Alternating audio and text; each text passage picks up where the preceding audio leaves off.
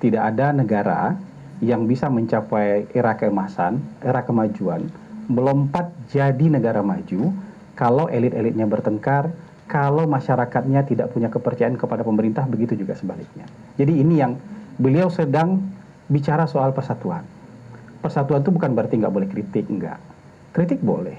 Tapi kalau sudah adu domba, menyebar fitnah, melempar kebencian, setiap hari memproduksi informasi yang tidak benar, menyebar-nyebarkan informasi yang tidak benar, apalagi atas nama organisasi, kadang-kadang mengatasnamakan organisasi internasional, kadang-kadang mengatasnamakan organisasi yang selama ini punya kaitan dengan lembaga-lembaga yang di luar.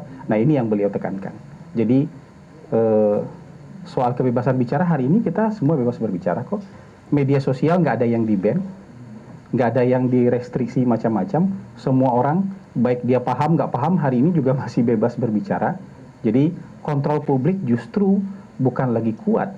Kontrol publik hari ini luar biasa kuat terhadap pemerintah. Jadi bangun pagi aja orang udah bisa komentar kok. Dia belum baca kebijakannya secara utuh pun sekarang udah bisa komentar kok gitu. Dia belum memahami ada apa sebenarnya ini, dia udah bisa komentar kok gitu. Jadi jangan khawatir soal kontrol publik tadi. Pertanyaan kedua, siapa yang mewakili lagi, siapa? Kenapa?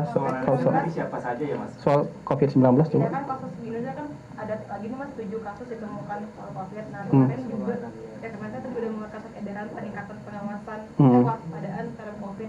Kalau dari Kementerian sendiri apa akan meningkatkan pengawasan atau bagaimana Mas?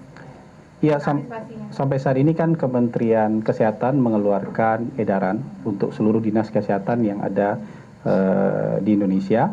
Ini bentuk kewaspadaan. Karena kita sadar di beberapa negara tetangga ada peningkatan kasus COVID lagi. Di negara kita juga ditemukan beberapa kasus positif.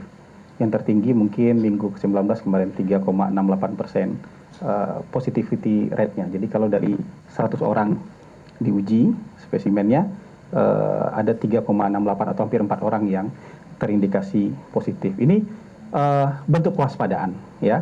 Jadi mungkin bisa mengingatkan kita kembali ke protokol hidup sehat yang pernah kita jalankan beberapa waktu lalu, tahun 2020 sampai tahun 2022, 2023, misalnya kembali membiasakan mencuci tangan, ya, membiasakan diri kalau badan nggak enak atau flu, kemudian menggunakan masker supaya tidak menulari orang lain. Belum tentu itu COVID, tapi ini lebih bentuk kewaspadaan.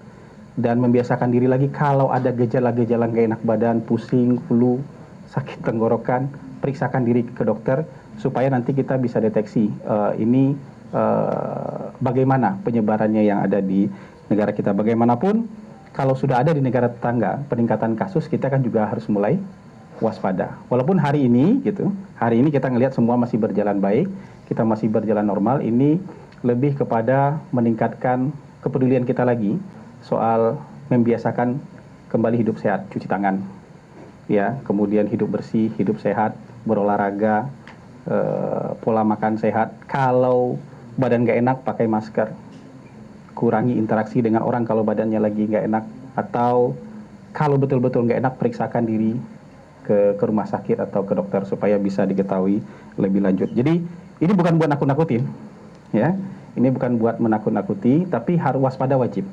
Ya, karena kita sudah pernah melewati pengalaman seperti ini, maka waspada itu wajib gitu. Ya. Isu reshuffle itu apa itu? Isu reshuffle ini sudah agak ada menteri-menteri yang saya siap berhentikan gitu. Kayaknya isu ini hangat terus ya, isu ini hangat terus. Lagi-lagi saya mau menyampaikan kepada teman-teman, semua informasi yang beredar di luar tentu sifatnya masih spekulasi, ya kan? Walaupun reshuffle itu bisa saja dilakukan oleh presiden kapanpun presiden mau, tapi sepanjang tidak diumumkan oleh presiden, ya, tidak disampaikan langsung oleh presiden, karena yang berhak menyampaikan ini kan hanya presiden.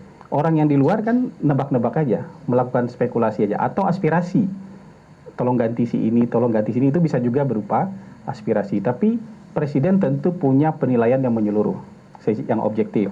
Apa kelebihan, apa kekurangan, masih dibutuhkan atau tidak, ini masih bisa dipertahankan atau tidak. Presiden tentu punya penilaian yang lebih menyeluruh dan hanya presiden yang tahu. Karena ini hak prerogatif presiden. Jadi suara-suara di luar anggap aja bagian dari bunga-bunga demokrasi lah, ya, anggap aja bagian dari bunga-bunga demokrasi. Apakah akan ada? Ya, reshuffle itu sesuatu hal yang mungkin saja terjadi. Tapi kapan dan siapa orang yang akan terkena reshuffle itu betul-betul hak prerogatif presiden. Presiden umumkan juga kemarin, ya kan? Itu berlaku umum. Jadi kalau tidak bisa mengikuti apa yang diinginkan oleh presiden sesuai dengan tugas, mandat, atau tidak bisa menjalankan pemerintahan yang bersih, yang tidak korupsi, yang tidak mencuri uang rakyat, ya sebaiknya mengundurkan diri sebelum saya berhentikan. Kan itu pernyataan presiden kemarin. Ini peringatan secara umum dan itu berlaku buat siapa saja. Tidak ditujukan ke orang-orang atau nama-nama tertentu. Kira-kira begitu. Bang, izin Pak, terkait dengan IMF Bang, kan ini sudah diproyeksikan angka pengangguran naik sekitar 5% ya Bang. Terus tanggapan dari istana seperti apa? Dan ini kan juga belakangan.